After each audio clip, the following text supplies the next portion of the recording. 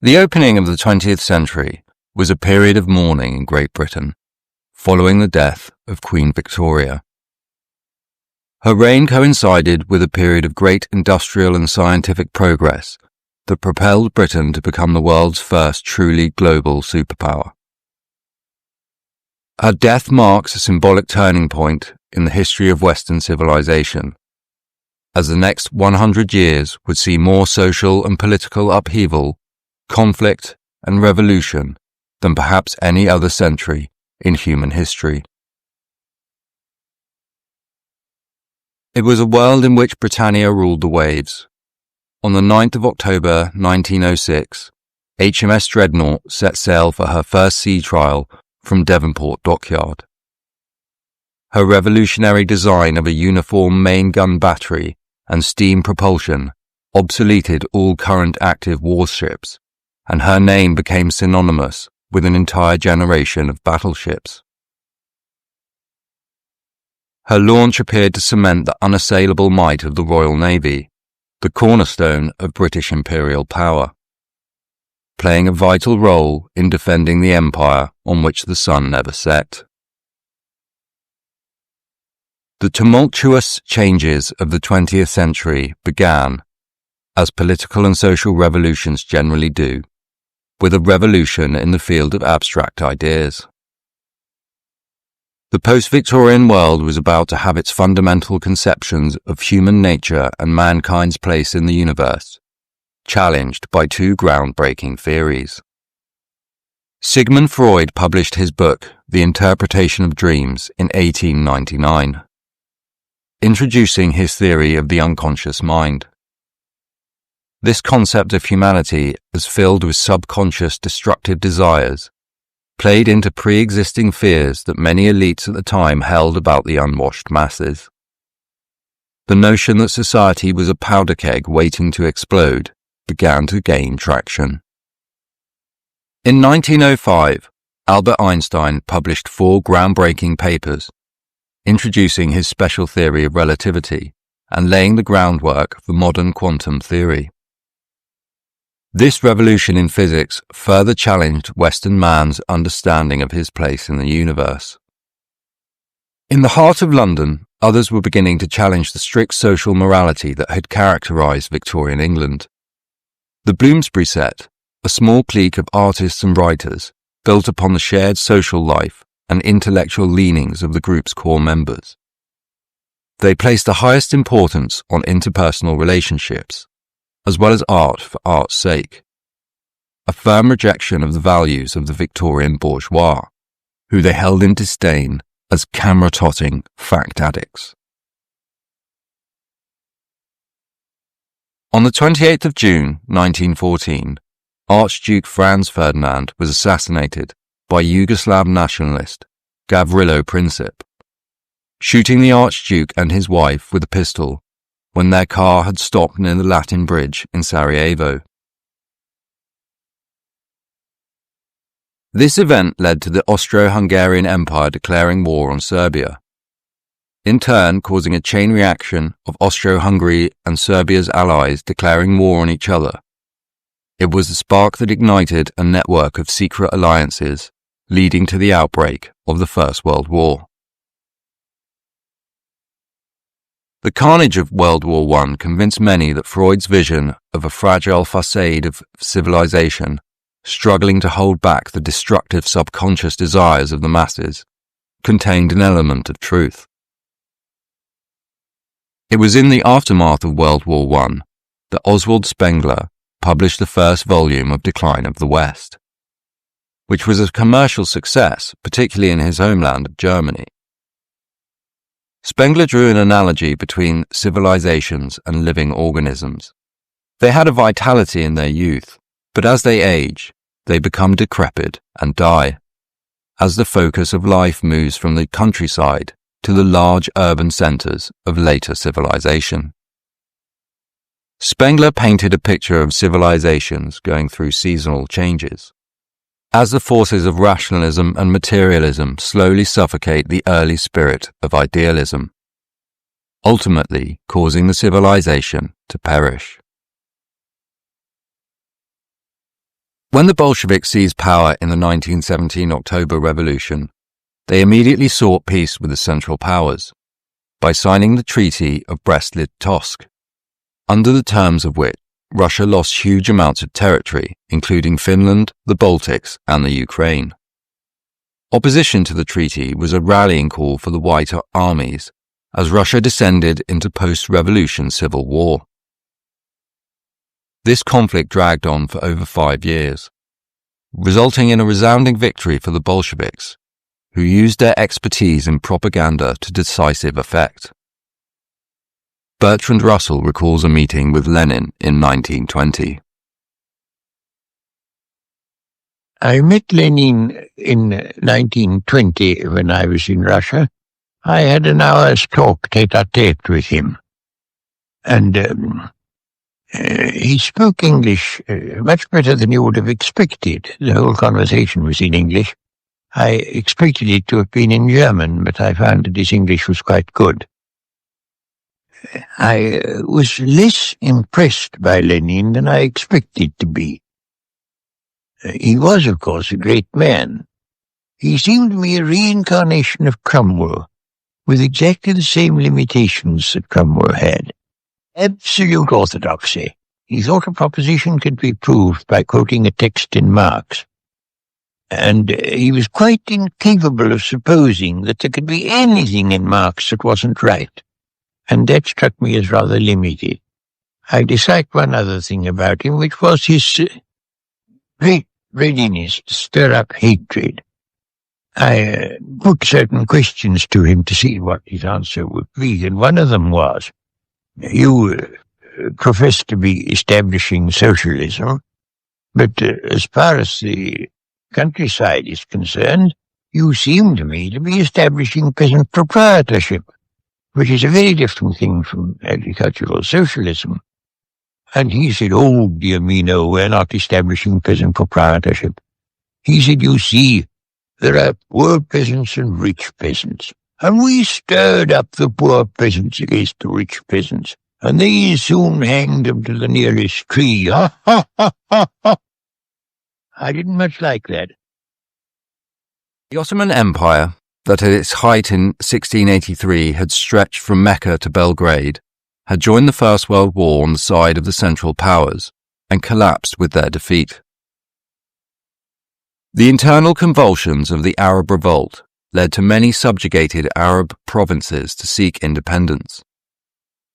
It ended with the occupation of Istanbul by the Allies and the Young Turk Revolution that created the modern Republic of Turkey. The devastation of the First World War had impacted Europe and the world in many ways. In the aftermath, the rise of the art of propaganda became one of the defining political developments of the early 20th century. In 1923, Sigmund Freud's nephew Edward Bernays published Crystallizing Public Opinion, one of the earliest works defining the field we now refer to as public relations. Bernays argued that although the average citizen may have strong convictions, they are unable to articulate why they hold them. People have logic-proof compartments in their minds that can only be influenced by methods beyond the rational. When I got back from the war, I recognized that ideas could be as important weapons as anything. And first, I called what we did publicity direction. I would direct the conduct of people so that they could win through ideas their public goals. And soon I found out that I could give advice and a person could win his or her goals, whether it was to become an elected official or whether to become the head of a corporation or whether to sell ideas or a product. Bernays' techniques were even sought after by the League of Nations, the organization that had attempted to maintain the global balance of power since its inception at the Treaty of Versailles.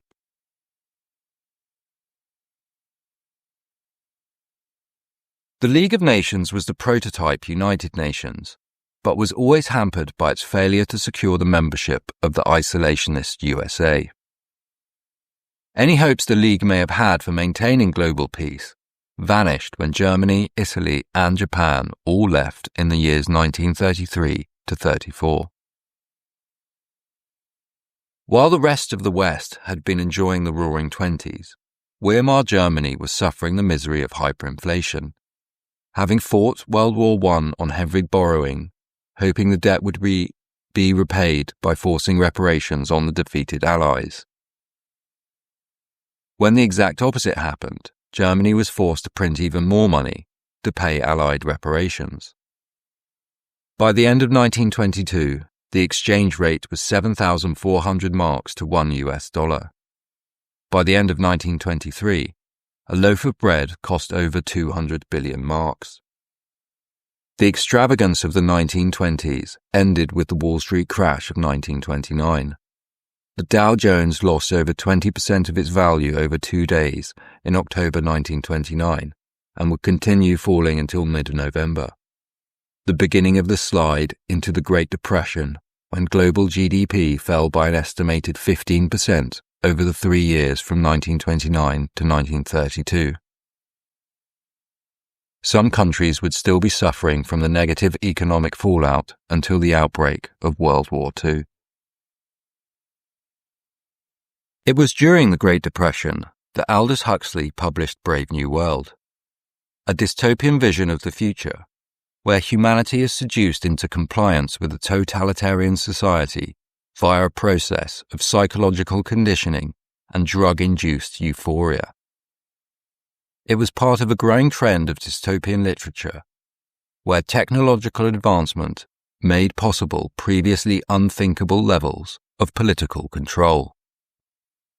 In your writing, particularly in Enemies of Freedom, you attack Madison Avenue, which controls most of our television and radio, advertising, newspaper advertising, and so forth.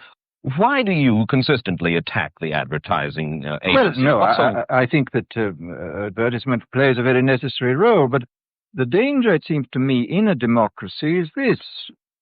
I mean, what does a democracy depend on? A democracy depends on the individual voter making an intelligent and rational choice for what he regards as his enlightened self-interest in any given circumstance.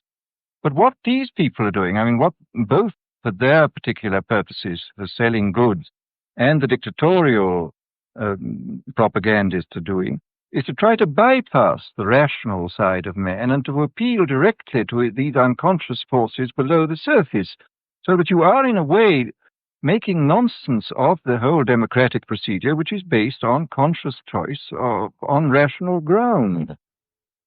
Examples of the media misinforming the public about important global events were evident even back in 1932.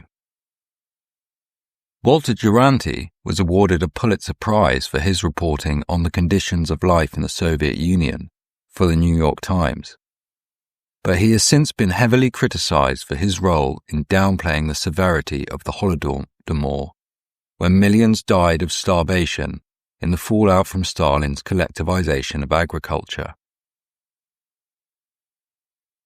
Once the Soviets had signed the Molotov-Ribbentrop Pact in 1939, often referred to as the Non-Aggression Pact, Europe was once again destined for a destructive war that would engulf the entire world and drastically alter the global power structure. The Second World War was the most destructive war in all human history, and its final decisive acts, the use of atomic bombs on Hiroshima and Nagasaki, fundamentally changed the nature of war altogether.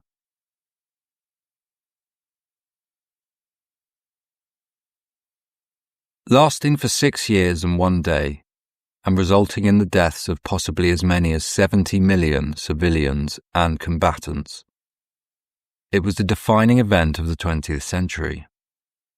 So much so that all other 20th century events are considered pre- or post-war. It was during World War II that James Burnham published The Managerial Revolution. Burnham had studied at Princeton before spending a year at Oxford, where he was tutored by J.R.R. Tolkien. He was heavily involved in the American Communist movement until he became disillusioned with the direction taken by the revolution in Russia. Burnham saw the West and Russia as undergoing what he called the managerial revolution. Power was shifting from individual capitalists and industrialists to a new class of managers who had specific technical expertise. Burnham had witnessed this unfold in the development of the USSR. Realizing that an increase in state ownership had merely led to an increase in the power of the managers, rather than the promise of empowering the masses. The same process that was nearly complete in Russia and Germany was underway in the United States in the form of the New Deal. Burnham was aware that any managerial elite would need to wrap itself in an ideology to keep the masses on side by ostensibly appearing to appeal to their interests. Managerial ideologies can take many shapes and forms.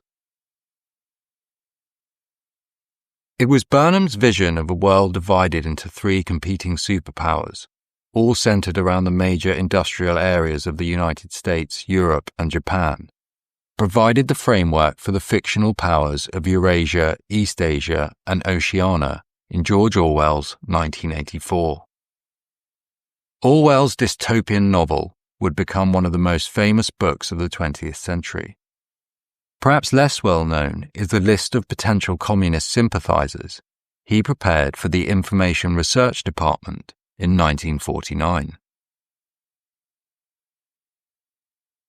It included such luminaries as actors Charlie Chaplin and Katharine Hepburn, historians J.P. Taylor and E.H. Carr, and the future Labour leader Michael Foot.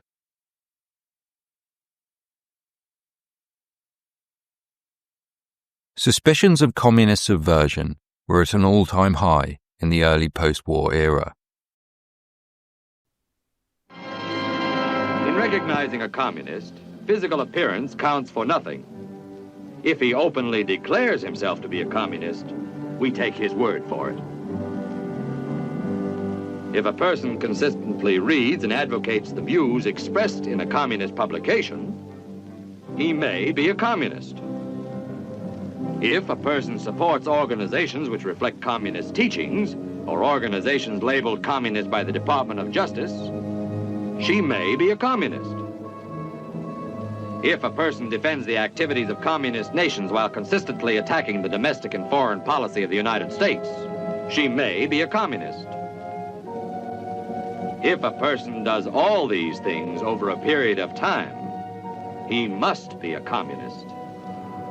But there are other communists who don't show their real faces, who work more silently. As the celebrations of victory in World War II were confronted by the harsh realities of potential future conflict between the remaining superpowers. The Second World War had decisively ended European global dominance, leaving only the United States and the USSR as genuinely sovereign political entities. While Britain had prevented her mainland from being occupied during the war, she could do little to prevent the dissolution of her global empire in its aftermath. India had always been the jewel in the crown of Britain's imperial domain, ever since it had been subjugated by the British East India Company in the 18th century.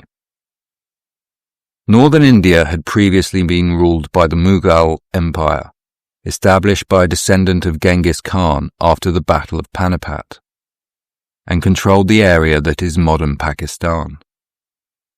The Indian subcontinent was ruled by the Maharatha Confederacy, a group of Hindu aristocrats who held power from 1674 until the Third Anglo-Maratha War that lasted from 1817 to 1819. The early 20th century saw the beginnings of the Pakistan movement, whose aim was the establishment of an Islamic state separate from any future independent India.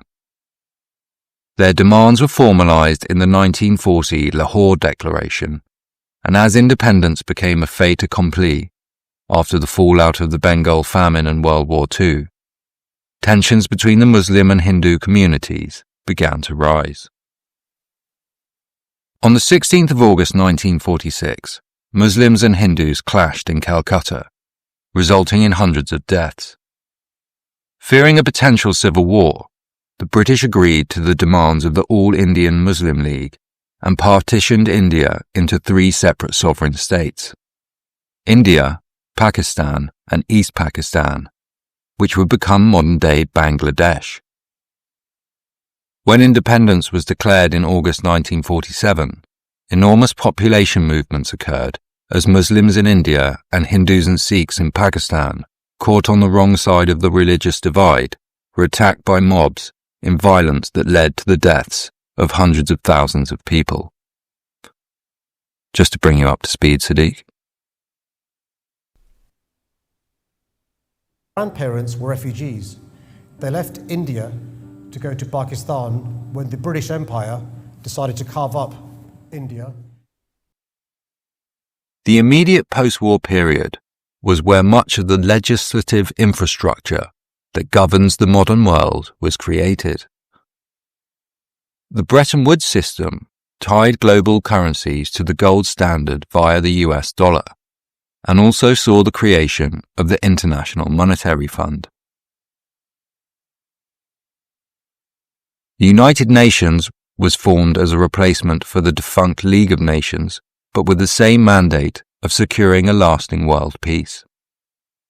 This formidable task was not made any easier when Alger Hiss, who had been involved in the establishment of the organization as a State Department official, was accused of being a Soviet spy in 1948, tarnishing the legitimacy of the United Nations in the eyes of much of the American public. The UN was powerless to prevent the nuclear arms race, and suspicions of widespread Soviet infiltration within the United States reached new heights when several high-level scientists, including Julius and Ethel Rosenberg, Morton Sobel, and Karl Fuchs, were all convicted of passing nuclear secrets to the Soviets, saving them years of research in the development of atomic weapons.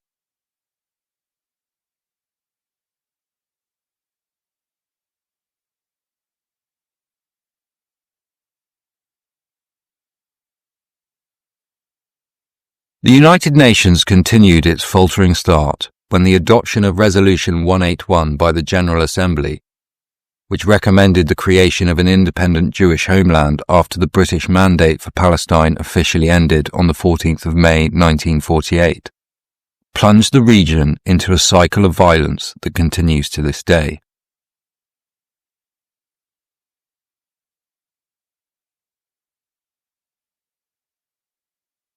Almost immediately after the petition plan was adopted, violent clashes occurred between Zionist nationalists and the Arab community in Palestine, with the British government trying to maintain control.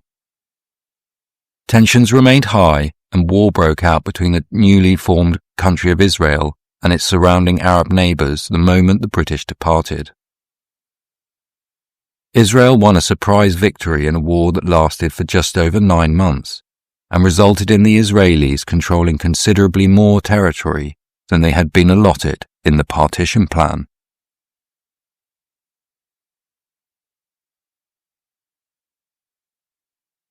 The mutual distrust triggered by the events of this war lingers to this day. A massacre committed by Zionist paramilitaries in the village of Deir Yassin sparked a widespread exodus of Arab refugees, and the Middle East would become a focal point of conflict for the rest of the 20th century.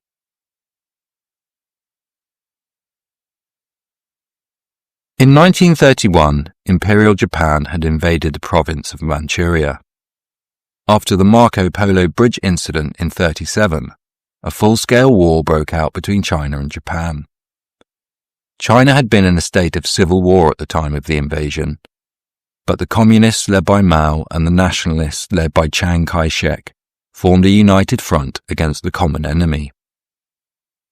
It was not enough to prevent the Japanese from capturing the capital Nanking, which became the scene of an infamous massacre. The war dragged on for 8 years, entering a stalemate as the Japanese did not have the manpower to control the countryside. When the atomic bombs were dropped on Hiroshima and Nagasaki, combined with the Soviet invasion of Manchuria, the Japanese were forced to surrender. The invasion had a devastating impact on China's population and economy. Millions of Chinese had been killed, and the Chinese currency was undergoing hyperinflation. This was bad news for nationalist leader Chiang Kai-shek, as it destroyed the savings of the middle class, from whom he drew most of his support. At a vital moment, Chiang Kai-shek sought a loan of $200 million from the Americans to help negate the effects of inflation, but was denied, partly thanks to the opposition of U.S. Treasury Representative to China, Solomon Adler, later revealed to be a Soviet spy in the Verona Papers. Mao's Communist Army had emerged from the Second Sino-Japanese War better organized and equipped. Fighting between the nationalists and communists resumed in 1948, and the newly formed PLA launched a decisive campaign against the nationalist armies. The People's Republic of China was founded on the 1st of October 1949, with what remained of the nationalist government fleeing to Taiwan. The loss of the world's most populous state to communism was a severe blow to the foreign policy ambitions of the new leader of the Western world, the United States, who had inherited the mantle from a militarily and financially exhausted Great Britain. Korea, which had been ruled by Japan before the war, was now separated into US and Soviet zones of influence. Galvanized by their victory in China, the communists had the wind in their sails, and Stalin greenlit an invasion of South Korea by the north. On the 25th of June 1950, North Korean troops crossed the 38th parallel. The rapid communist advance alarmed Washington, who feared all Southeast Asia would soon fall to communism, and decided to intervene under the auspices of a United Nations Security Council resolution. The initial stages of the war were highly fluid, but became bogged down in a stalemate along the 38th parallel after the Chinese intervention in late 1950. The conflict ended in a ceasefire in 1953, and the uneasy peace has just about held since.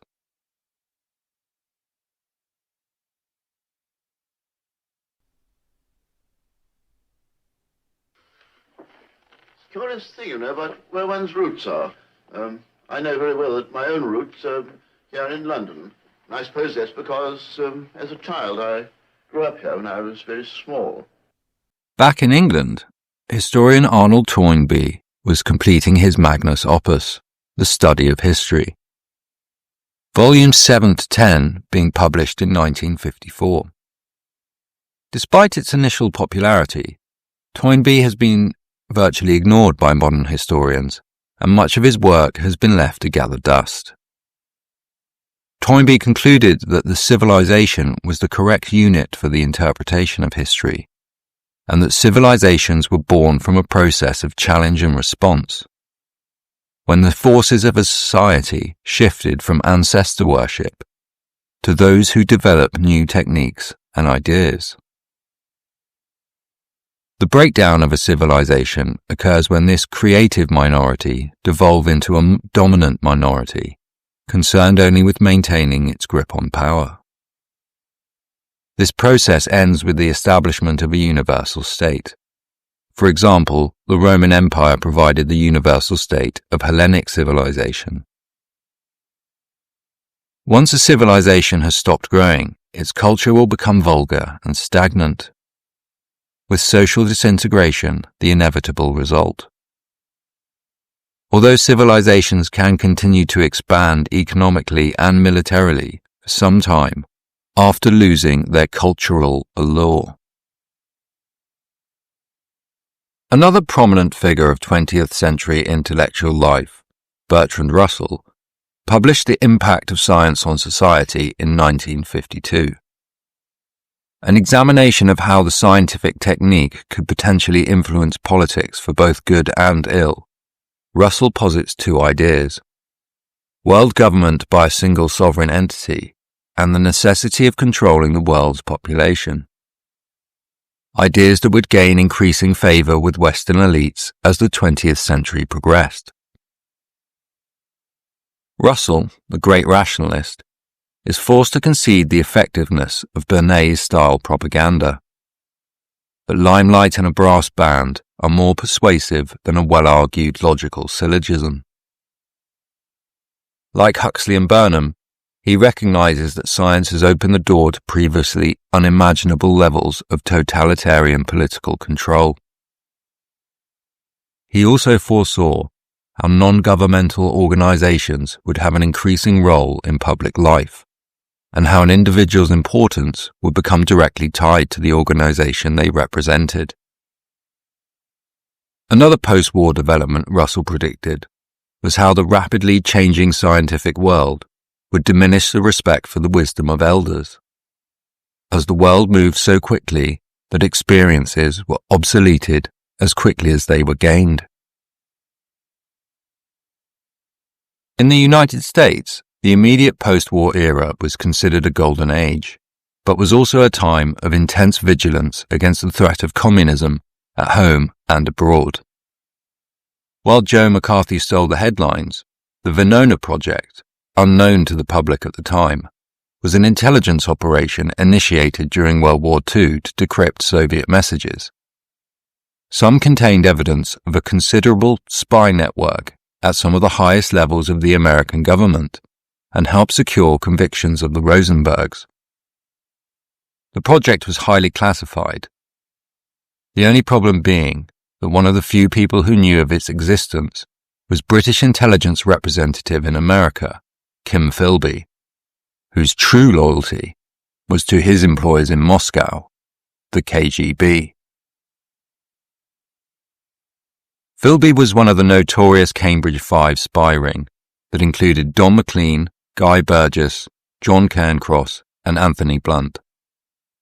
Philby's access to the Venona Project allowed him to alert his colleague Don McLean that he was about to be exposed as a Soviet spy named Homer, mentioned in the intercepted cables. On the 28th of May, 1951, McLean and Guy Burgess boarded a ferry departing Southampton to France and escaped to the Soviet Union. This caused great suspicion to be cast upon Philby, who had expected only McLean to defect. Burgess, who once worked as a producer at the BBC and worked at MI6, had once broken one of the cardinal rules of espionage and stayed overnight at Philby's home. Philby was only able to survive as a premature accusation in the House of Commons led to him being exonerated by Foreign Secretary Harold Macmillan, despite Philby's denials being far from convincing. The last time I spoke to a communist, knowing him to be a communist, was sometime in 1934. Philby's treachery finally caught up with him while he was working as a journalist for The Observer and The Economist in Beirut, when he was exposed by an MI6 agent stationed there. Philby was able to escape by boarding the Soviet freighter Dolmatova, bound for Odessa. The two remaining members of the Cambridge Five, Anthony Blunt and John Cairncross, were never formally convicted of their crimes due to lack of evidence, although both were publicly exposed over the years. Cairncross moved to Rome, where he was still able to pick up work as a UN translator, while Anthony Blunt was removed from his position as surveyor of the Queen's pictures and stripped of his knighthood. He would later lament in his unfinished memoirs, "What I did not realise is that I was so naive politically that I was not justified in committing myself to any political action of this kind. The atmosphere of Cambridge was so intense, the enthusiasm for any anti-fascist activity was so great, that I made the biggest mistake of my life.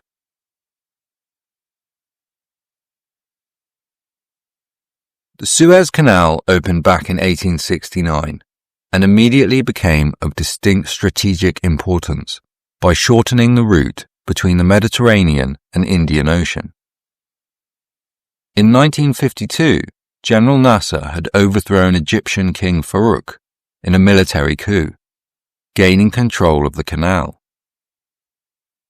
Poor relations between Britain and Egypt were strained further when Prime Minister Eden suspected Nasser's influence in the sacking of Sir John Bagot Glubb as commander of the Arab Legion by putting pressure on King Hussein of Jordan. Nasser nationalized the canal in July 1956 and blockaded the Gulf of Aqaba, a contravention of the Constantinople Convention. Attempts to resolve this situation diplomatically faltered, and the Suez conflict began on the 29th of October 1956, when the Israeli Air Force attacked Egyptian positions in Sinai. The British and French, who had colluded with the Israelis, used this as an excuse to enter the war and seize the canal. The Anglo-French paratrooper assaults on Egyptian ports were a military success, but a political disaster. In response to Soviet nuclear threats and American financial pressure, Sir Anthony Eden declared a ceasefire, and the French and British were forced to accept Egyptian ownership of the canal. Eisenhower had hoped that his backing of Nasser would help improve American standing in the Middle East, but he was about to find out that there is no gratitude in international affairs. As historian John Lewis Gaddis wrote, "Even if it meant throwing the NATO alliance into its most decisive crisis yet, even if it meant alienating pro-Israeli constituencies on the eve of a presidential election in the United States, even if it meant risking what was left of the Anglo-American special relationship, even if it meant voting with the Soviet Union in the Security Council, at a time when the Russians themselves were invading Hungary and crushing with far more brutality than anything that happened in Egypt, a rebellion against their own authority there. The fact that the Eisenhower administration itself applied crushing economic pressure to the British and French to disengage from Suez, and that it subsequently forced an Israeli pushback from the Sinai as well. All this, one might have thought, would have won the United States the lasting gratitude of Nasser, the Egyptians, and the Arab world. Instead, the Americans lost influence in the Middle East as a result of Suez, while the Russians gained it. The Suez Crisis had emboldened Khrushchev, who now saw nuclear brinkmanship as an effective diplomatic tool, even though he was largely bluffing regarding the capability of Soviet ICBM forces, as later American U-2 flights would reveal. Soon the Cold War spotlight would move to Berlin, as the superpowers struggled to find a solution to the diplomatic status of the city. Berlin had been divided into US and Soviet-controlled areas, and West Berlin had become the primary route for anyone trying to flee the Soviet bloc for the West. Soviet attempts to prevent citizens migrating ultimately led to the construction of the Berlin Wall in 1961.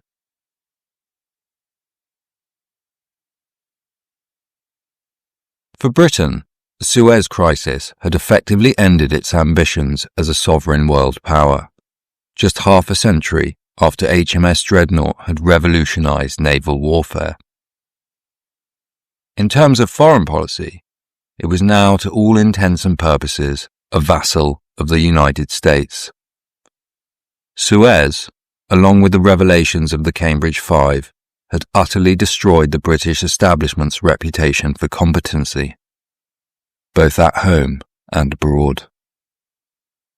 The Cold War would reach its most precarious moment in 1962, as the Cuban Missile Crisis threatened to escalate into World War III.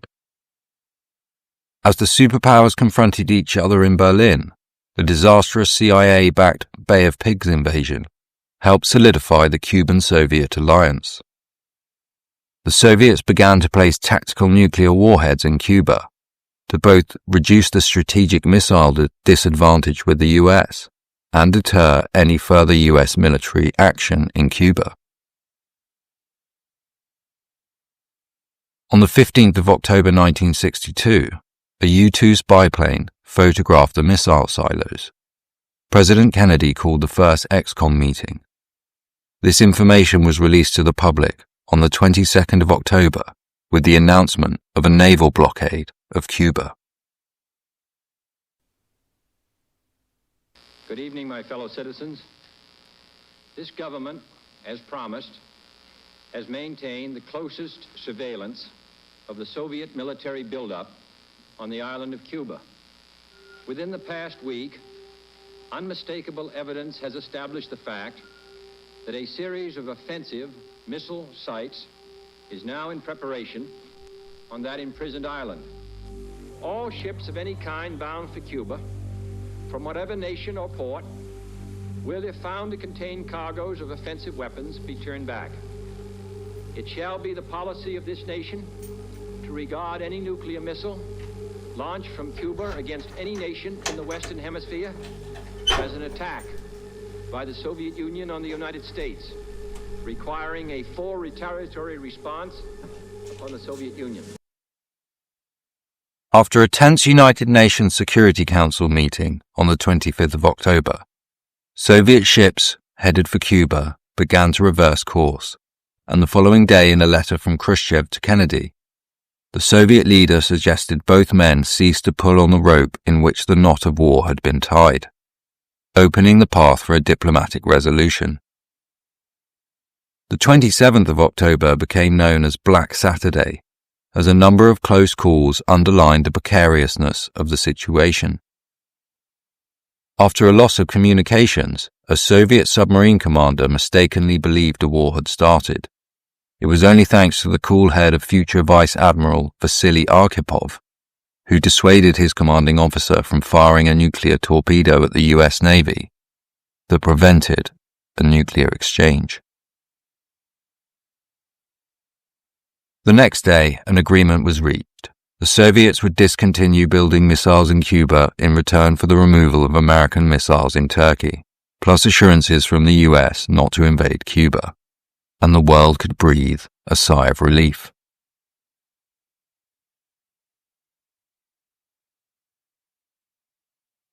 The turbulent nature of 1960s geopolitics was reflected in the rapid social changes that were occurring in Western society during that period. Revelation of the crimes of Stalin's purges and the brutal suppression of the Hungarian uprising had eroded any remaining support the USSR had among the Western intelligentsia. It was around this time that the New Left began to form. Inspired by the philosophy of Herbert Marcuse, who attempted to reconcile the writings of Marx with the intellectual developments of Freudian psychology. Marcuse concluded that the working classes were not in a revolutionary state, and argued Marxists should look to other groups like women, homosexuals, and ethnic minorities to be the vanguard of the revolution.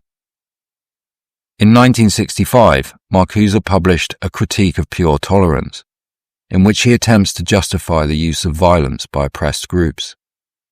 He also encourages Marxists to engage in a long march through the institutions to prepare society for revolutionary change, and had young protégés like Angela Davis prepared to carry out his mission.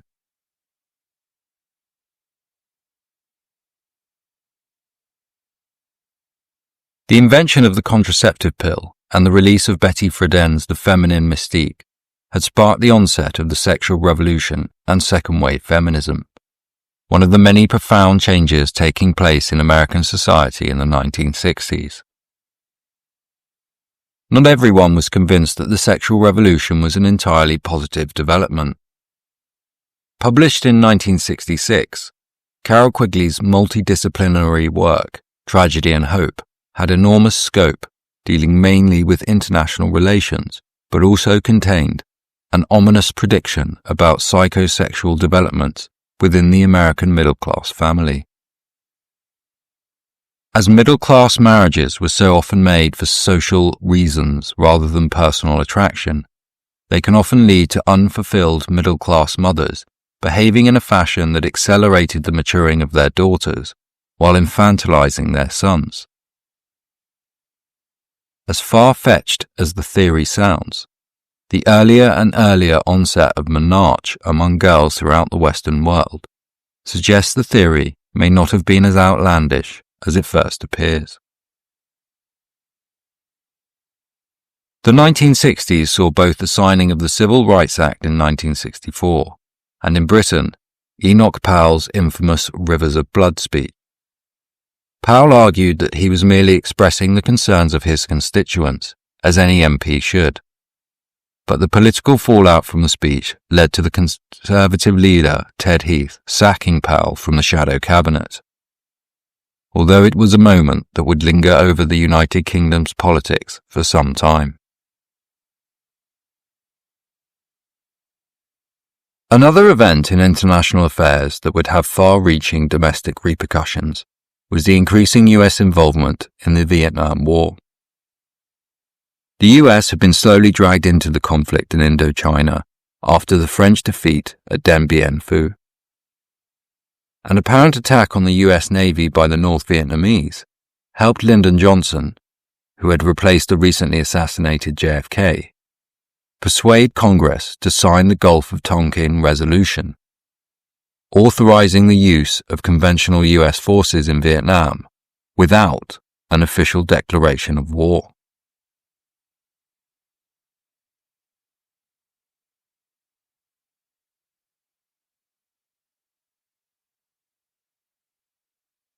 At the outset, the Vietnam War had popular support among the American public, with only 24% of Americans thinking it was a mistake to send troops in 1965.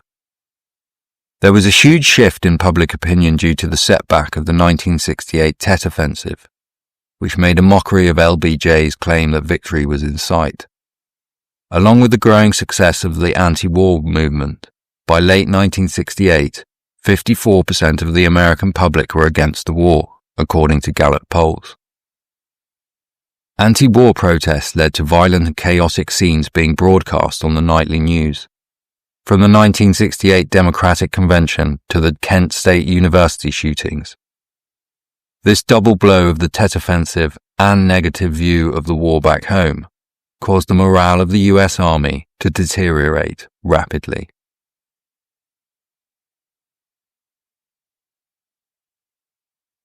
The extent of draft dodging became so prevalent that Richard Nixon made it at the central policy of his successful 1968 presidential campaign. The effect on the US military has been considerable, going from a total of 3.5 million personnel in 1969 to 2 million in 1985 to 1.3 million today, while the total US population has increased by around 130 million. Draft dodgers escaped abroad or into the hippie underground of cities like San Francisco. The hippies present a strange problem. Our society has produced them. There they are in rapidly increasing numbers. And yet there seem to be very few definite ideas behind the superficial glitter of their dress and behavior. They're in favor of taking things easy. That much you can see at first glance. They like to seek out simple and inexpensive pleasures. Their main colony has grown up in a low-rent district of San Francisco, which is called Haight-Ashbury, from the intersection of two streets there. The place has become a mecca for young people from all over the nation who come in search of something new and significant for themselves. It is a mecca, too, for tourists who come to look at the hippies. So what was a quiet residential and shopping center has become a milling turmoil of seekers. Many of them are seeking a new sensation, and that is the drug lysergic acid diethylamide, LSD, or acid for short, possession of which has been declared illegal in California, but which is easily accessible here. The influx of individuals with new left ideals slowly began to mold San Francisco into one of the most liberal cities in America. Vietnam was the end of the American post-war golden age. The optimism of those years began to evaporate.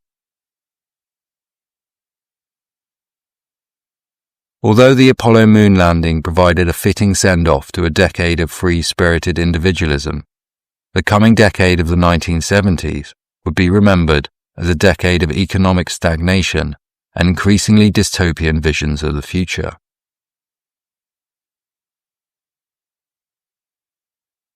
It was around this time that Dr. Henry Kissinger entered political office as Nixon's national security advisor.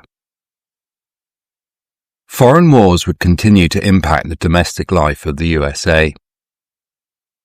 While the US was decreasing its direct involvement in Vietnam, huge amounts of supplies and material were still being shipped to the South Vietnamese army at the US taxpayers' expense. Printing money caused the dollar to become overvalued, and foreign countries began to exchange their dollar reserves for gold, causing further volatility. Addressing the nation on Sunday, August 15, 1971, Nixon announced the end of the convertibility of the dollar into gold. The end of the gold standard was the end of the Bretton Woods financial system and turned all major Western currencies into fiat currencies. While the US was focused on East Asia, the situation in the Middle East began to flare up again. The ceasefire negotiated between Israel and Egypt came to an abrupt end in May 1967. Nasser closed Egyptian waters to Israeli shipping, and the Israelis retaliated with a surprise air attack on the 5th of June, which devastated the Egyptian Air Force, giving the Israelis total control of the skies for the next 5 days of fighting. Egypt's Arab allies were slow to enter the conflict, and after 6 days, the Israelis had captured the entire Sinai Peninsula and the Gaza Strip from Egypt, the West Bank and East Jerusalem from Jordan, and the Golan Heights from Syria.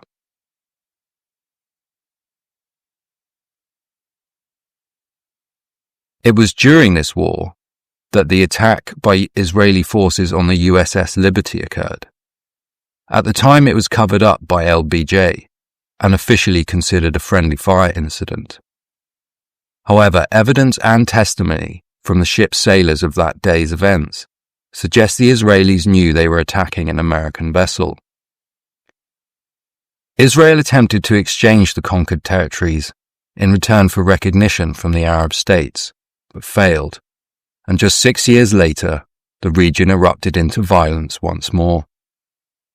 A joint surprise attack led by Egypt and Syria on the Jewish holy day of Yom Kippur in 1973 initially made gains as the Egyptians crossed the Suez Canal to retake some of the Sinai Peninsula, while the Syrians penetrated deep into the Golan Heights.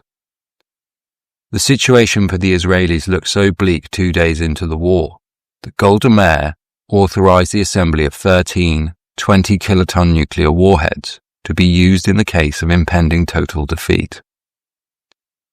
Kissinger used this threat of Armageddon to persuade the Defense and State Departments to airlift huge quantities of military aid to Israel.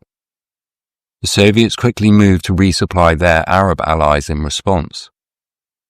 After their initial setbacks, the Israelis launched successful counterattacks, encircling the Egyptian Third Army and coming within 20 miles of Damascus.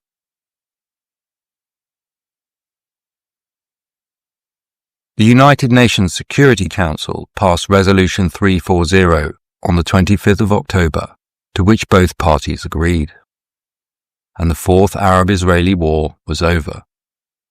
The war convinced Egyptian President Anwar Sadat that he would have to reach a diplomatic agreement with the Israelis. particularly after the Soviets had declined to enter the war on behalf of the Arabs. A Soviet leader, Brezhnev, is reported to have remarked, "We have offered them a sensible way out for so many years, but no, they wanted to fight. Fine. We gave them the technology, the latest kind even Vietnam didn't have. They had double superiority in tanks and aircraft, triple in artillery, and in air defense and anti-tank weapons, they had absolute supremacy. And what? Once again they were beaten. Once again they scrammed. Once again they screamed for us to come and save them. Sadat woke me up in the middle of the night, twice over the phone. Save me! He demanded I send Soviet troops immediately. No, we are not going to fight for them." Angered by support for Israel during the war, the OPEC countries declared an oil embargo on all nations they saw as allies of Israel during the Yom Kippur War. The price of oil almost trebled overnight, having a widespread and devastating impact on the global economy. There were tailbacks at gas stations as drivers rushed to panic buy, causing some gas stations to ration fuel to 10 gallons per customer. The energy crisis had a psychological impact that caused some to reconsider the optimism of endless technological progress. In 1972, a team of computer scientists at MIT ran a computer simulation called World 3 that provided the basis for the Club of Rome's report, Limits to Growth. The report predicted that global industrial and food production would peak in the early 21st century, proceeding to rapid decline and then population collapse. The report was a watershed moment in the birth of the modern environmental movement. It was another sign of the trend of the increasing influence of private NGOs over national governments. Following the creation of the Council of Foreign Relations in the 1920s and the Bilderberg Group in the 1950s, the World Economic Forum was founded by Klaus Schwab in 1971. It was a new, more effective way of doing politics, to try and influence things from behind the scenes, rather than seek direct election into government. We have business, of course, as a very important audience, and we have politics. We have continuous partnerships with many governments around the world. And of course, we have NGOs, we have trade unions, we have all those different parts. Media, of course. Media, of course, and very important experts and scientists and academia. Because if we are looking at the future, I think we should look at new solutions, and the new solutions will be very much driven by technological developments. And we even have, you even have religious leaders, right? We have religious leaders, we have social entrepreneurs, very important social entrepreneurs. Renowned anti-communist President Nixon stunned the world when he made a diplomatic visit to China in 1972. Prior to which, the US had no formal diplomatic relations with the Chinese Communist Party. Kissinger was suspected of having orchestrated the move, which was widely regarded as a diplomatic coup. Unfortunately for Nixon, his presidency was about to be mired in one of the biggest political scandals of all time. On Saturday, June 17, 1972, after noticing suspicious activity, Watergate Hotel security guard Frank Willis called the police, who apprehended 5 burglars carrying equipment for both breaking and entering and spying. Nixon had been unaware of the attempted break-in, but money from the campaign to re-elect the president had been used to pay the burglars and purchase their equipment, leaving a money trail back to the president. Nixon's attempts to cover up the incident and hide his involvement were undermined by a mole, Deep Throat, leaking secrets to the press. Deep Throat was later revealed to be Deputy Director of the FBI, Mark Felt, who had coined the phrase, follow the money. Pressure was increasing on Nixon, and on the 5th of August, the smoking gun tapes were released, removing any doubt of Nixon's involvement in the cover-up. With his political reputation completely unsalvageable, Nixon resigned the presidency on the 8th of August 1974, replaced by Vice President Gerald Ford. The suffix Gate has become synonymous with political scandal ever since. Watergate became a watershed moment in the beginning of the decline in trust that the general public feels about their elected officials. The end of an age of innocence when the vast majority of people had high levels of trust in the establishment. This mood was reflected in much of the dark and dystopian cinema produced during the 1970s. The film Network was released in 1976, documenting the attempts of news anchor Howard Beale to keep his job in an industry obsessed with ratings. It perfectly captured the dehumanizing direction in which Western society was headed. The people spoke, the people won. It was a radiant eruption of democracy. But I think that was it, fellas. That sort of thing is not likely to happen again. Because at the bottom of all our terrified souls, we know that democracy is a dying giant, a sick, dying, decaying political concept writhing in its final pain. I don't mean that the United States is finished as a world power. The United States is the richest, the most powerful, the most advanced country in the world, light years ahead of any other country. And I don't mean the communists are going to take over the world, because the communists are deader than we are. What is finished is the idea that this great country is dedicated to the freedom and flourishing of every individual in it. It's the individual that's finished. It's the single, solitary human being that's finished. It's every single one of you out there that's finished. Because this is no longer a nation of independent individuals. It's a nation of some 200-odd million transistorized, deodorized, whiter than white, steel-belted bodies, totally unnecessary as human beings and as replaceable as piston rods.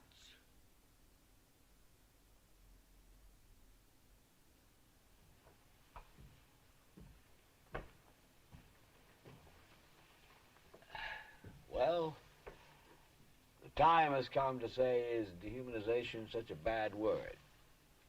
Because good or bad, that's what is so. The whole world is becoming humanoid, creatures that look human but aren't. The whole world, not just us, we're just the most advanced country, so we're getting there first. The whole world's people are becoming mass-produced, programmed, numbered, insensate things. It was a perfectly admissible argument that Howard Beale advanced in the days that followed. It was, however, also a very depressing one. Nobody particularly cared to hear his life was utterly valueless. By the end of the first week in June, the Howard Beale show had dropped 1 point in the ratings, and its trend of shares dipped under 48 for the first time since last November. Second-wave feminism saw its peak in the 1970s. In Britain, the first domestic violence shelter was established by Erin Prizzy in Chiswick, in London, in 1971.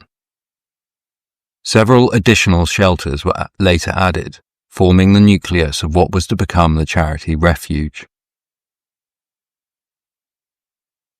Prizzy wrote a book on her experiences called Prone to Violence, where she discussed the reciprocal nature of much domestic violence and how battered wives could be separated into two distinct categories: those who are innocent victims, who generally left after the first assault, and others who would consistently seek out violent men as partners. The book immediately made Prizzy persona non grata in the feminist community. Today, she is rarely, if ever, recognized for her pioneering work.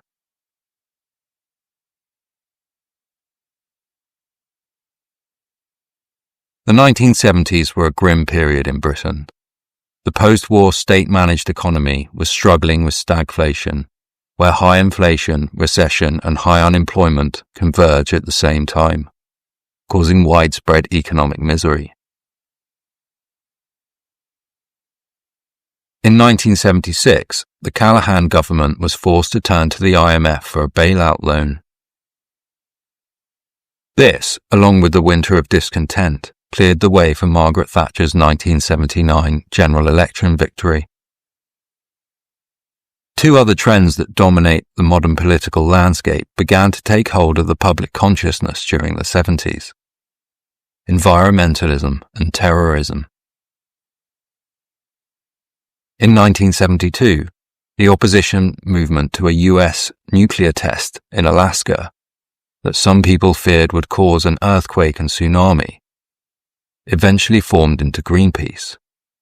The test went ahead without geological disaster, but the activist networks formed in response would become a global NGO.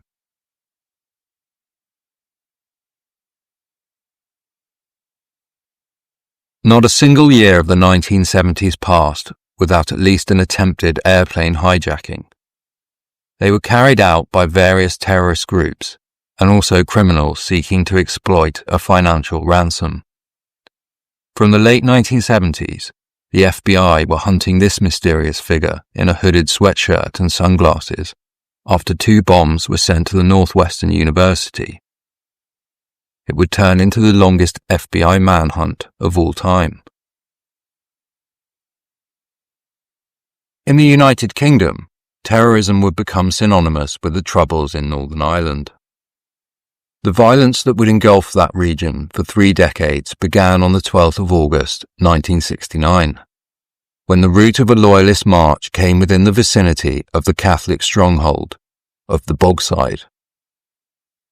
Hundreds of civilians and police were injured in a clash that saw RUC officers pelted with rocks and petrol bombs.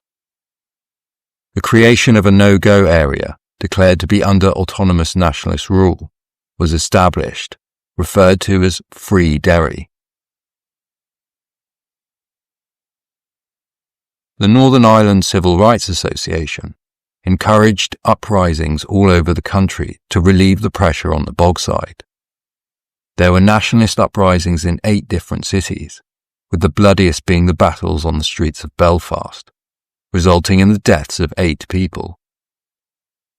Both sides became increasingly paranoid about the other's intentions, and the Northern Ireland government requested the deployment of the British Army. Operation Banner had begun. During a weapons search in the nationalist area of Falls Road, rioters threw stones and Molotov cocktails, and 4 locals were killed when shooting erupted between the IRA and British soldiers. This incident was severely detrimental to the British Army's relationship with the Catholic working class, which would become irreparable after Bloody Sunday in 1972. Although the British Army had already lost 7 soldiers before that fateful day, including 3 who were lured to a remote area and then murdered in cold blood.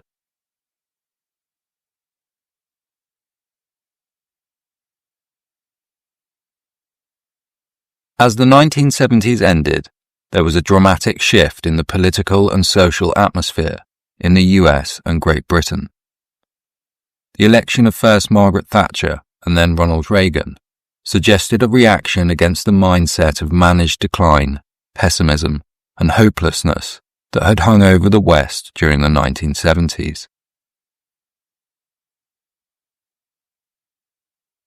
Both shared the desire and will to confront the Soviet Union rather than accept communist domination of the East as a fait accompli.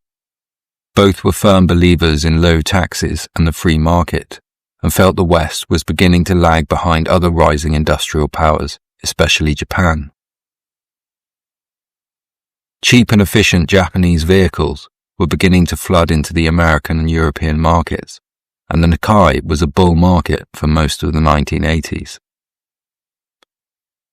London's stock market deregulation in 1986 meant the brokers and jobbers who made the market by holding stocks and shares no longer needed to be independent of each other. The massive increase in financial activity on the FTSE as a result of these changes is referred to as the Big Bang.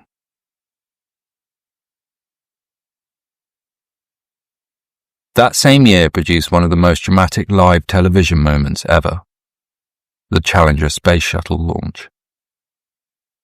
The space shuttle program had been coming under criticism due to what many considered to be an extravagant budget, running into billions of dollars. To increase public enthusiasm for the program, it was decided to send a schoolteacher into space. The launch was scheduled to be broadcast on live television in front of school children throughout the country. Increased media interest in the launch and the likely negative press fallout from repeated launch cancellations pressured NASA into a decision to launch on January the 28th, despite warnings that it was too cold. But it was too cold. The rubber seals on the solid rocket boosters, having contracted in cold temperatures, failed, causing a catastrophic explosion and the loss of the Challenger and its crew. Exploration had been a dominant theme of Western civilization since the days of Marco Polo and Ferdinand Magellan, driven by the Faustian urge towards the infinite. Whether it was the fallout from the tragedy of Challenger or something more intangible, the wonder of space exploration no longer seemed to capture the public imagination in the ways the Apollo missions did. While the facade of the 80s suggested a resurgent Western civilization, certain subversive undercurrents were continuing to brew beneath the surface. When Roger Scruton published The New Thinkers of the Left in 1985, it effectively ended his teaching career and led to calls to boycott the publisher, Longman Books, for having the audacity to print such a work. It was some of the first evidence that the long march through the institutions that Marcuse had prescribed in the 60s was starting to make its presence felt in the academic world, and is reminiscent of what we now refer to as council culture.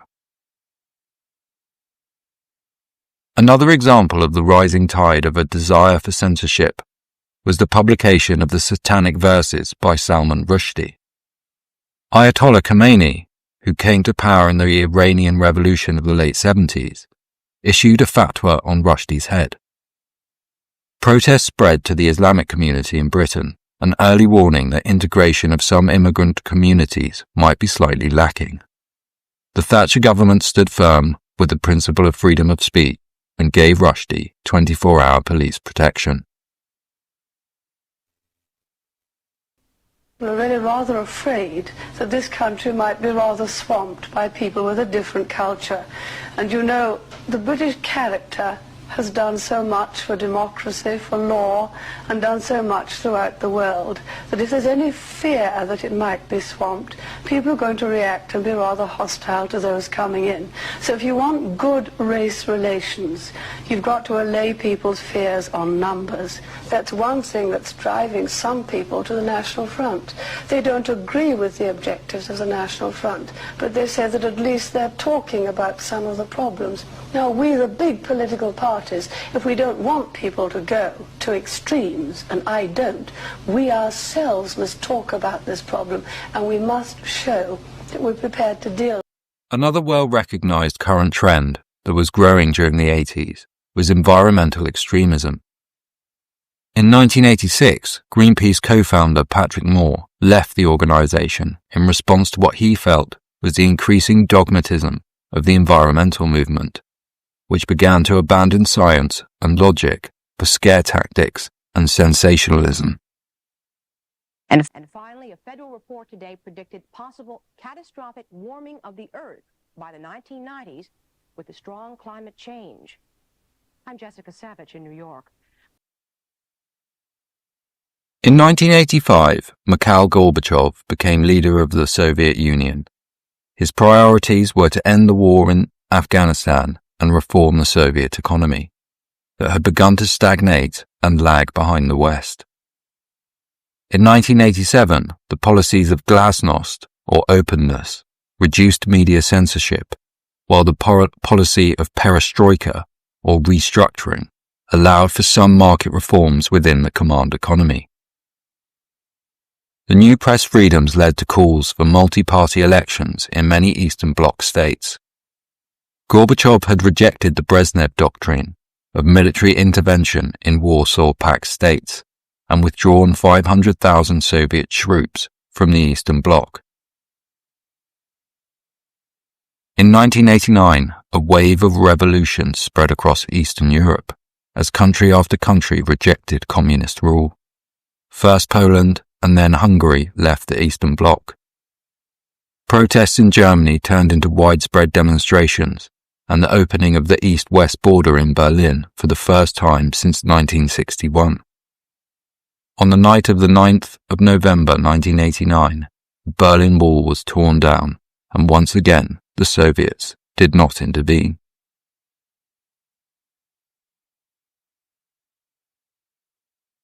These events did not strengthen Gorbachev's position back in Moscow, as he came under attack from both communist hardliners and liberal reformers. In 1991, hardliners attempted a coup against Gorbachev, using KGB agents to detain him in his holiday Dachau.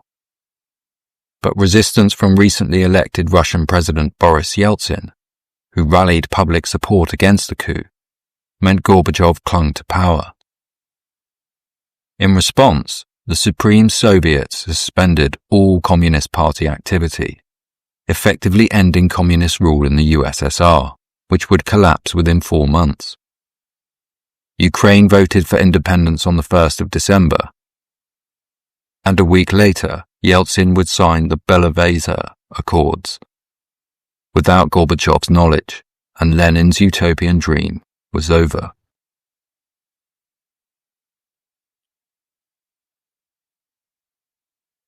Though many had peered across the Iron Curtain with envy at the perceived opulence of the West, the Russian experience of free market economics would not be a happy one. The global financial institutions advised the new Yeltsin government on the transition from a command to free market economy.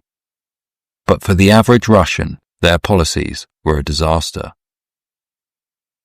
The IMF's attempt to introduce a rapid transition failed because it attempted to pursue policies designed for countries where institutions of the free market had been built up over more than a century.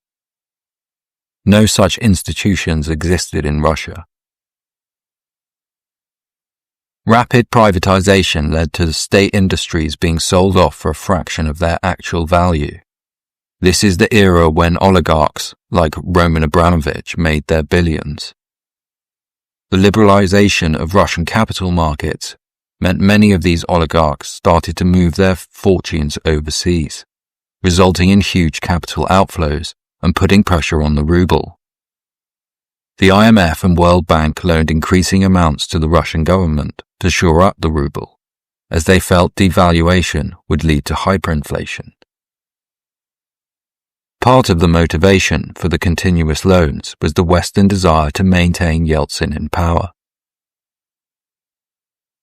But as the country's GDP plummeted and Yeltsin's behavior became more and more erratic, nothing could be done to save him.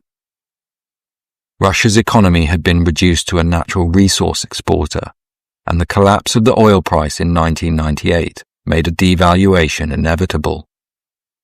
Yeltsin resigned on the 31st of December 1999, and former KGB agent Vladimir Putin became acting president. In Britain, the invisible hand of the global currency markets was also giving us the finger in the form of Black Wednesday. Back in 1990, the UK had entered pound sterling into the European Exchange Rate Mechanism, or ERM, which fixed the value of European countries' currencies to within certain limits in order to stabilize them ahead of the transition to the European single currency. It was widely believed that the UK had entered the ERM at too high a value of £1 to 2.95 Deutschmarks, and currency speculators started selling pounds in anticipation of a devaluation. The Bank of England was spending billions on supporting the pound in the currency markets. Prime Minister John Major and Chancellor Norman Lamont were publicly committed to defending the pound and raised interest rates to 12%. This move only encouraged the view that the government was getting desperate, and the attacks on the pound increased. After raising rates again to 15%, and the Bank of England threw £15 billion at the currency markets, in one day the pound crashed out of the ERM on the 16th of September 1992.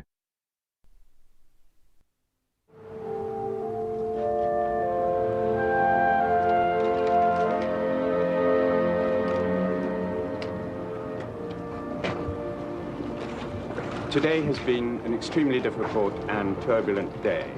Massive speculative flows have continued to disrupt the functioning of the exchange rate mechanism.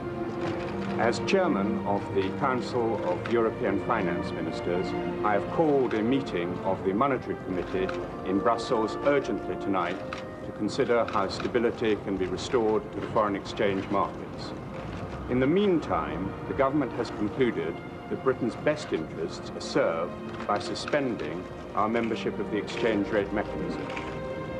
As a result, the second of the two interest rate increases that I sanction today will not take place tomorrow, and minimum lending rate will be at 12% until conditions become calmer. I will be reporting to Cabinet, discussing the situation with colleagues tomorrow, and may make further statements then. But until then, I have nothing further to say. Thank you very much.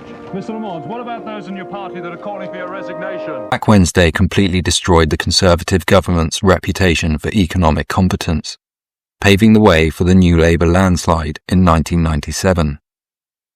For some currency speculators, most notably Soros Fund Management, it had been very lucrative indeed.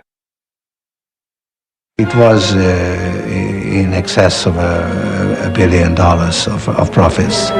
Japan had been the economic success story of the 80s, but the Nikkei 225 shares index suffered a major crash and has still not risen above the 40,000 points record high set back in 1990. In the communist state of Yugoslavia, which had been outside the Soviet sphere of influence, they had been lurching from one constitutional crisis to the next since the death of their former leader Tito in 1980. Rising tensions between the Serbian population and locals in the provinces led to a clash between police and Serbian militias at Plitvice Lakes National Park, causing the Yugoslav army to be called in. A few months later, Slovenia and Croatia declared independence, and civil war broke out. The siege of Sarajevo in the Bosnian War lasted from April 5, 1992 until the 29th of April 1996, 3 times longer than the battle for Stalingrad. Yugoslavia had been a meeting point for 3 historic civilizations: Western, Orthodox, and Islamic. Its violent dissolution cast a foreboding shadow over the future. In 1995, the longest manhunt in US history began its closing stages when on September the 19th, the Washington Post published the Unabomber Manifesto in return for an end to a terrorist campaign that had stretched over 17 years. The manifesto was a 35,000-word polemic against industrial society that was extremely radical in its conclusions. But some elements, notably Kaczynski's psychological analysis of the modern political left, have become difficult to ignore. Kaczynski tears into the leftist intelligentsia he had encountered during his time at Harvard, detailing how their activism is in fact driven by feelings of inferiority combined with over-socialization.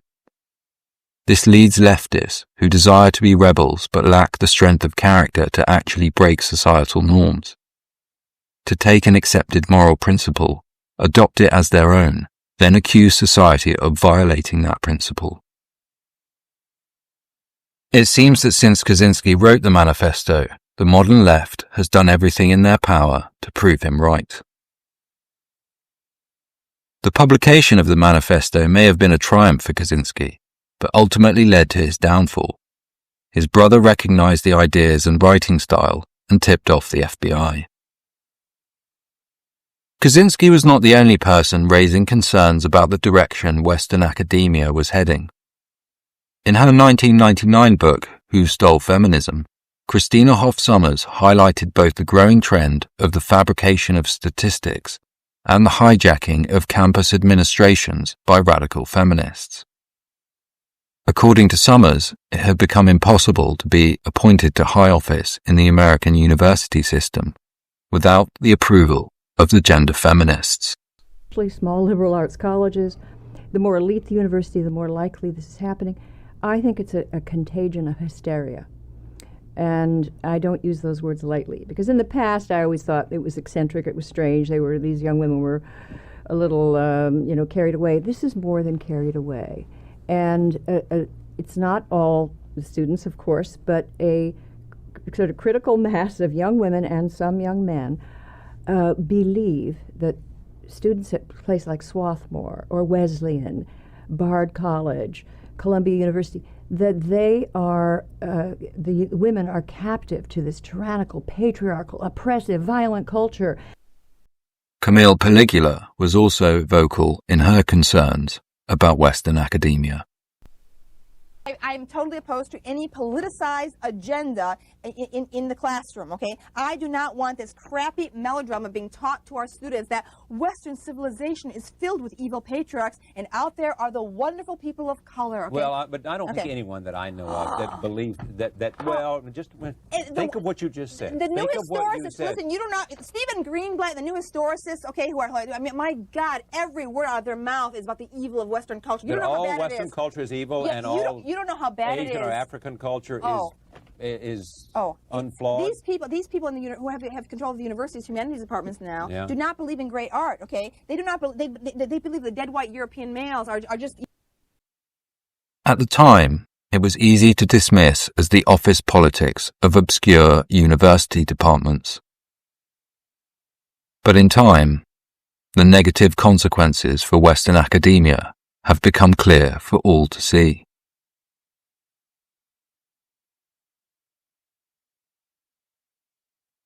With the Cold War over, the West had become filled with optimism for the future. Britain had recovered from Black Wednesday to enter what would be a decade of uninterrupted growth. German reunification boosted growth on the continent, and the US economy was buoyant under Bill Clinton. The outlook for future global peace seemed to be becoming rosier with the signing of the Oslo Accords in 93 and 95. At the time, the recognition of Israel by the PLO and vice versa meant many thought a lasting peace in the Middle East was just around the corner. And Clinton basked in the positive press coverage.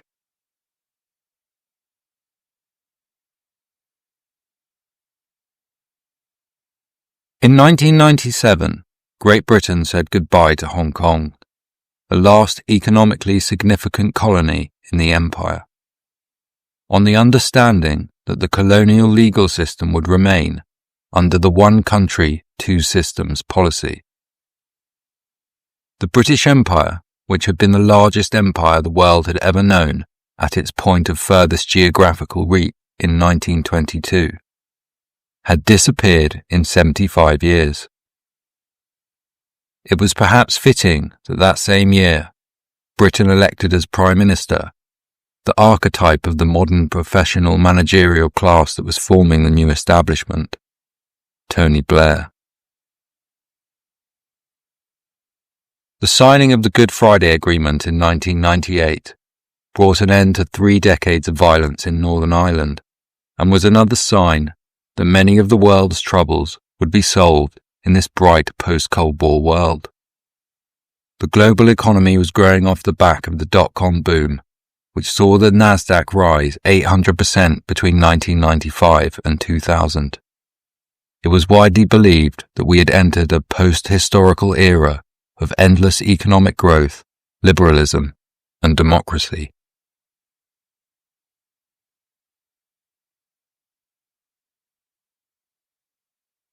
Francis Fukuyama became the vogue intellectual of the day. His book, The End of History, detailed the triumph of free markets and parliamentary democracy and was critically acclaimed by the globalist elite. There was one person who had an alternative assessment of the grand chessboard: Fukuyama's former teacher at Harvard, Samuel Huntington. Huntington saw the post-Cold War world as consisting of 7 to 8 civilizations, with the most important countries in the world located in different civilizations. This increased the potential for conflict in the future as the dichotomy of the superpower standoff gave way to a multipolar world.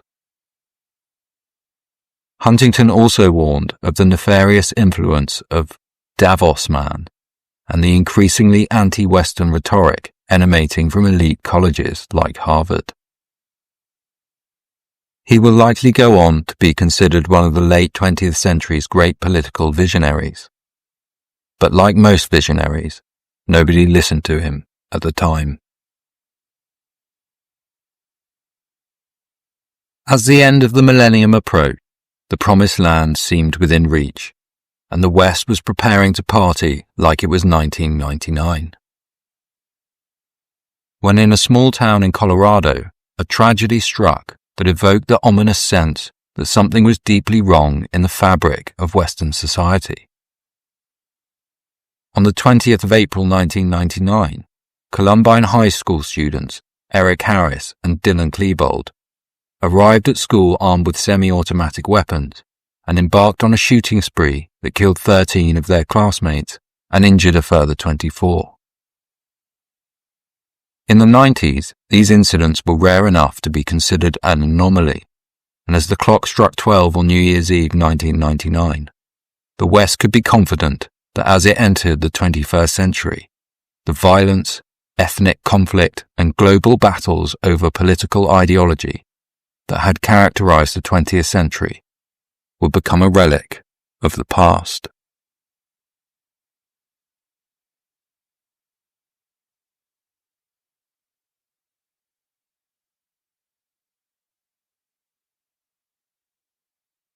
But as you know all too well, dear viewer, the beginning of the 21st century has been the exact opposite of this utopian vision.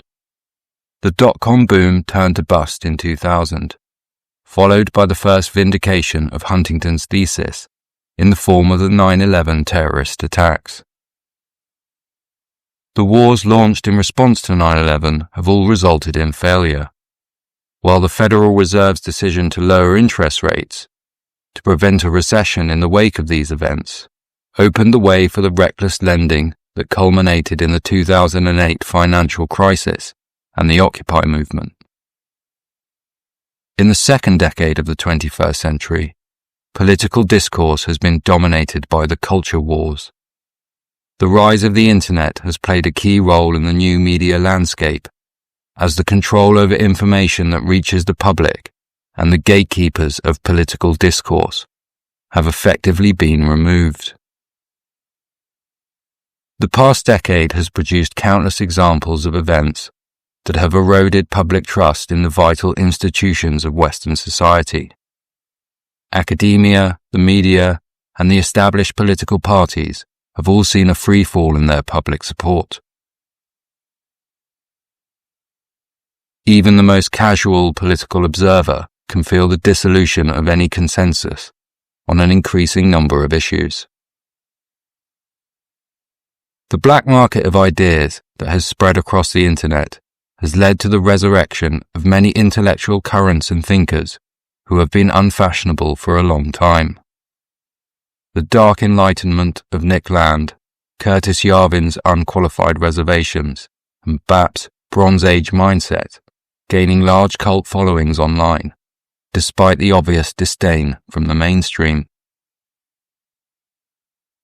The Populist Delusion, written by Nima Parvini in 2020, is perhaps the most concise analysis of what is known as the Italian elite school of thinkers that are so influential over the revolution in understanding of how power actually functions in modern 21st century Western societies. Parvini interprets the ideas of 10 different elite school theorists to demonstrate how change is always top-down and never bottom-up, and explains what he describes as the 4 myths of liberalism. In an analogy of our current situation, Parvini likens it to the relationship between the students' union and the general mass of students at a university. Incidentally, the iron law of oligarchy explains at a stroke why the long march of the left through the institutions since 1945 in both America and across Europe has been so effective. They never needed to persuade most people in the populace or even at an organizational level of their view. They simply needed to capture the leadership to impose their will. The typical student at a university is not an activist. They are mostly disinterested. As Michel says of young trade union members, they are heedless. Their thoughts run in erotic channels. They are always hoping some miracle will deliver them from the need of passing their lives as simple wage earners. But the leadership of the student union is not. In every university, therefore, the will of the student union leadership will prevail on campus. If that will is to enforce a quasi-Marxist hegemony, then that will be the case too, on every campus. And so we might see how society might wake up one day to find that it had sleepwalked into a quasi-Marxist progressive hegemony. The hard check on this is the mass will not tolerate intrusive interventions into their everyday lives. Let us imagine the leadership of a student union sought to ban meat on campus in the name of their political agenda. In such circumstances, one might imagine a rapid and organized response from outraged students who do not want to have vegetarianism imposed on them, and the student union would likely experience its own circulation of elites. However, the leadership would know this limitation and not push so far as to deprive themselves of power. In other words, if they are canny, the leaders will take what they can get away with and no more.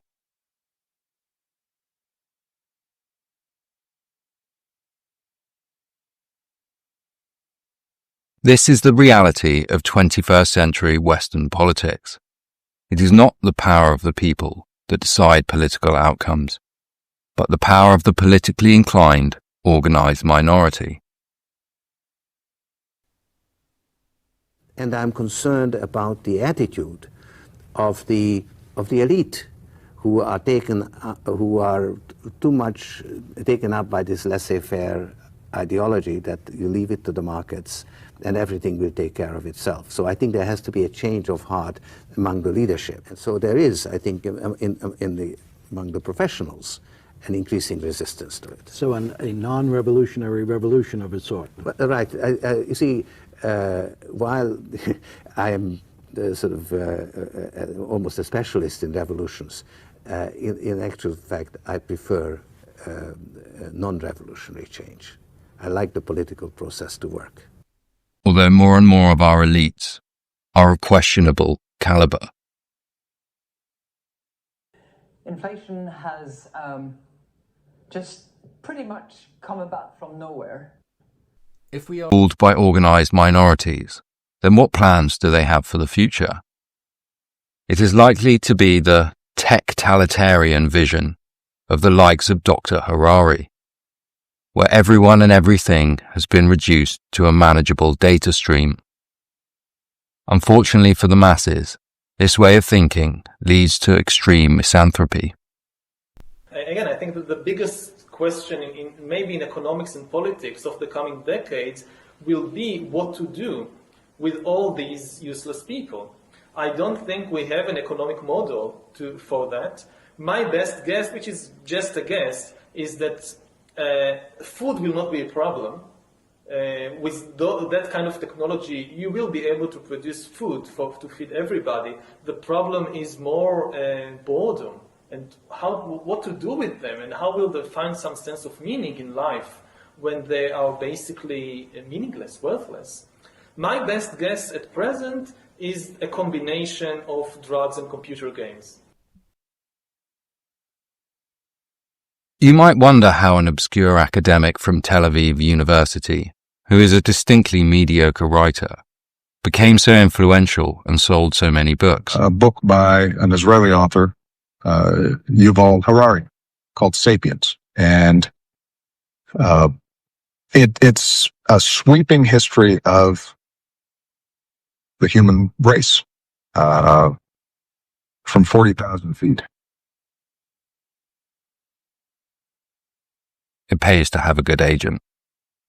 The declassification of the recently deceased Dr. Kissinger's National Security Study Memorandum 200 in the 90s was a smoking gun that population control has been on the elite agenda since the 1970s, and is likely the driving force behind much of today's environmental alarmism. The sexual revolution has led to a fertility crisis where most Western nations are now below the 2+ average children that is required to maintain population. As a result, the West is now facing a demographic crisis where the economy is weighed down by too many retirees and not enough economically active workers. Many millennials and Zoomers who grew up in middle-class affluence will be denied that vital marker of the bourgeois, home ownership. In the 1990s, a low to middle-class income, saving 5% of their wages, would have enough deposit for an average house in the UK after 3 years. Today it would take 24. Western governments have attempted to counteract this through mass migration, but this solution is starting to become politically untenable.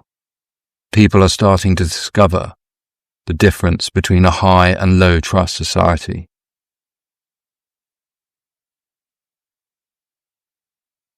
The presence of the world's communities within the West mean that foreign affairs become part of domestic politics, and the threat of balkanization intensifies, as even some of our elites are starting to realize.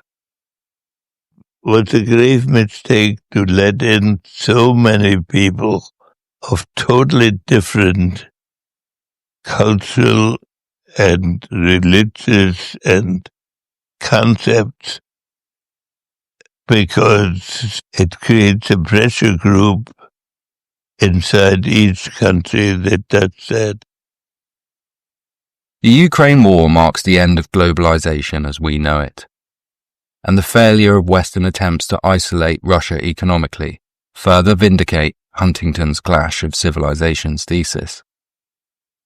By backing the Ukrainians, who have fought the war under a draconian conscription regime, with no males over the age of 18 being allowed to leave the country, while the West accepts hordes of fighting-age males from unspecified wars around the globe, Western leaders have made a mockery of their own asylum systems. The large number of casualties on both sides in the Russia-Ukraine war shows even modern 21st century warfare requires and costs boots on the ground. The current recruitment crisis in the US military and the lack of public support for foreign interventions weakens NATO's ability to project its military might, a trend that shows no sign of reversing. The story of the 20th century is the chimera of progress, from which the people of the West are slowly waking up, but are unable to effect change as they misunderstand the realities of political power. We may hope that a competent counter-elite might form together and somehow overthrow our current overlords. I mean, Soros actually, he is, I believe, the top contributor to the Democratic Party. The second one was Sam Bankman-Fried. Yeah. So, and Soros, I don't know. I mean, he had a very difficult upbringing, in my opinion, he fundamentally hates humanity. That's my opinion. Really? Yeah. I mean, well, he's doing things that erode the fabric of civilization. You know, getting DAs elected who refuse to prosecute crime. That's part of the problem in San Francisco and LA and much of other cities. So why would you do that? Was it humanity, or is it just the United States as a whole? I mean, he's pushing things to other countries too, not doing just the here. same thing? Yeah. Now, George at this point is pretty old. I mean, he's not, you know, he's basically a bit senile at this point. But I mean, he's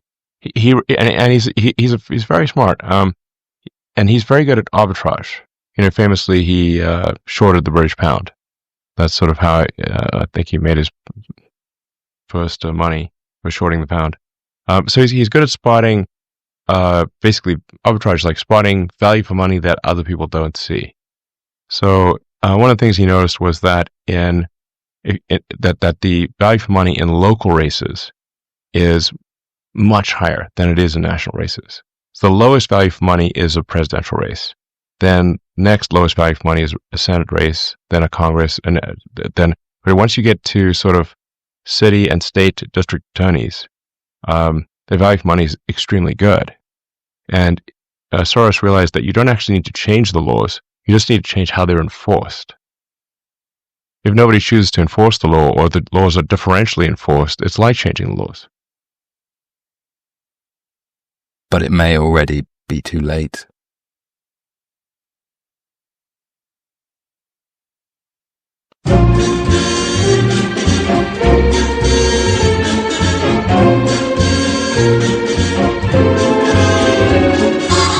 There may be trouble ahead, but while there's moonlight and music and love and romance, let's face the music and dance. Before the fiddlers have fled, before they ask us to pay the bill, and while we still have the chance, let's face the music and dance.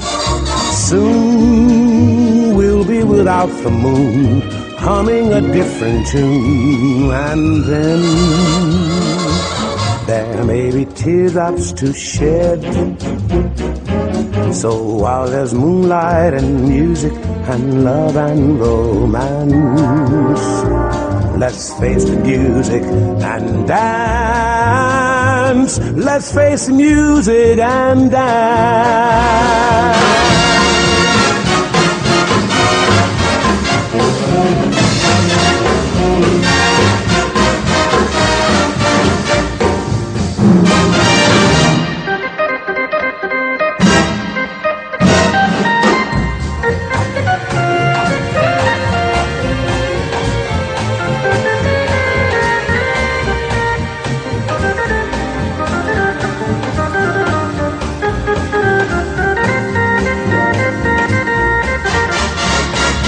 Soon we'll be without the moon, humming a different tune, and then there may be teardrops to shed. So while there's moonlight and music and love and romance, let's face the music and dance. Let's face the music and dance.